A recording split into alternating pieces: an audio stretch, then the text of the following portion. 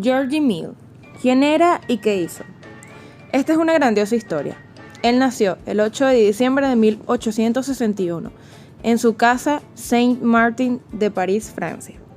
Fue un director de teatro y actor. Su padre era un conocido empresario del calzado parisino. Durante su estancia en Inglaterra y debido a que su falta de soltura con el idioma le impedía comprender las obras de teatro, entró en contacto con el mundo del ilusionismo al frecuentar la Egyptian Hall, sala de variedades dirigida por el célebre mago Jesper Mesklin.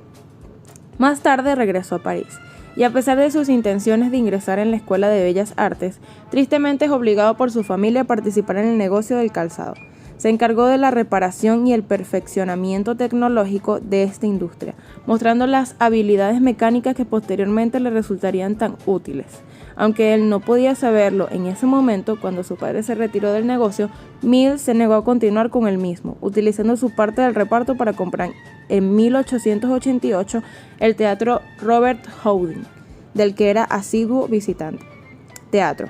Con la incesante capacidad para el trabajo que caracterizó su vida entre los años 1889 y 1890, combinó sus labores de director del teatro con las de reportero y dibujante en el periódico satírico La Griffe, donde su primo Adolphe ejercía como redactor jefe. Durante los años siguientes se escenifican en el teatro espectáculos de ilusionismo, cuyos decorados, trucos y maquinaria fueron en su mayoría creados por el propio Miles. Fotograma de viaje a la luna. Fue pionero en la utilización del truco de sustitución de elementos mediante el parado de la cámara, y también fue en la exposición múltiple del negativo y los fundidos a negro y desde negro. Invirtió una gran cantidad de dinero para la creación del que se consideró el primer estudio de cine, en el que se utilizaron sistemas mecánicos para ocultar zonas al sol, trampillas y otros mecanismos de puesta en escena. Charles Spade. Nacido en una modesta familia, Charles Spade llegó a convertirse en el más importante empresario del cine mudo. Pero antes de llegar a eso debemos conocer algunos aspectos.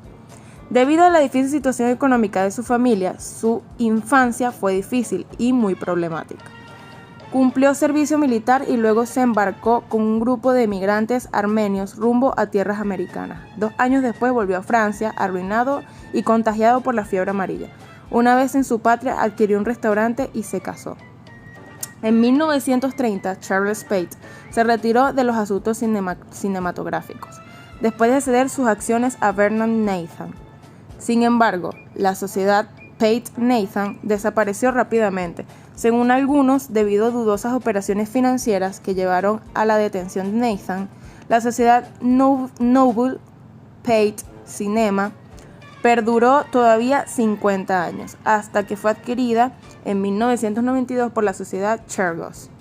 Algunas de las películas más representativas que Charles Spade produjo fueron: en 1901, El ídolo en el túnel; en 1902, Vida, pasión y muerte de nuestro Señor Jesucristo; en 1903, La huelga; en 1904, el asesinato de Duke de Guise; en 1905, La revolución en Rusia; en 1907, Ali Baba y los 40 ladrones.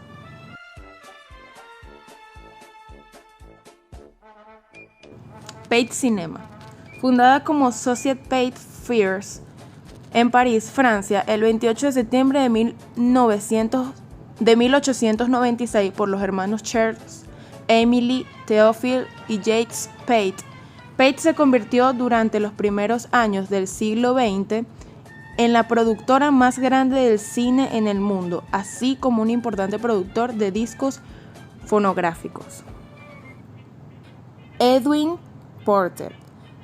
Edwin Porter fue un pionero del cine estadounidense, más conocido como productor, director, gerente y director de fotografía de la empresa manufacturera de Edison. Trabajó en los estudios de Thomas Edison, primero como ayudante de cámara y luego como jefe de estudio desde 1902 a 1910. Con Porter se consolida la técnica narrativa de este nuevo invento que era el cine a principios del siglo XX.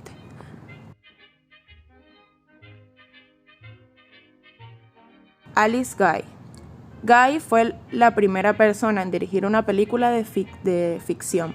Fue pionera en los efectos especiales, la ciencia ficción fílmica, al lenguaje cinematográfico y fundadora de la profesión del productor. Asimismo, rodó más de 1000 películas a lo largo de su vida.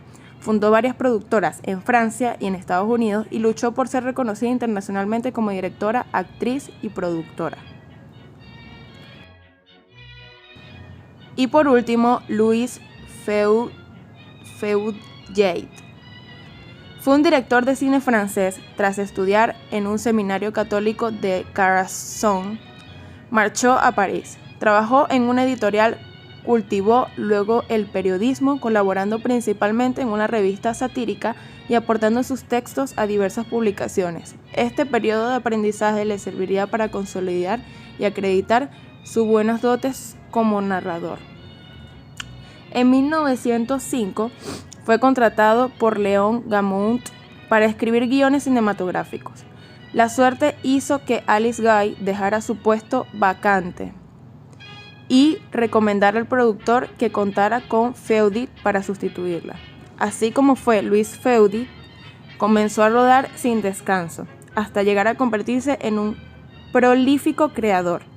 A partir de su primera película firmada, La Porte de Paint, en 1906, se acumularían tumultuosamente en su historial títulos que abordaban todo tipo de temas y géneros: comedias, aventuras, películas históricas y filmes policíacos. Pero más allá de eso, el nombre de Louis Feuillade se asocia al cine de episodios y ciertamente destacó por encima de sus coetáneos en el formato del serial cinematográfico. Abordó, entre otros, temas infantiles, la serie Bebé de 1910 a 1913 y temas realistas, La Vie telle qu'elle est de 1911 a 1913, que tuvieron desigual fortuna en sus estrenos. Sin duda, estos trabajos le dieron la seguridad que necesitó para emprender empeños mayores, como Fantomas de 1913, Los vampiros de 1915 y Judex de 1916.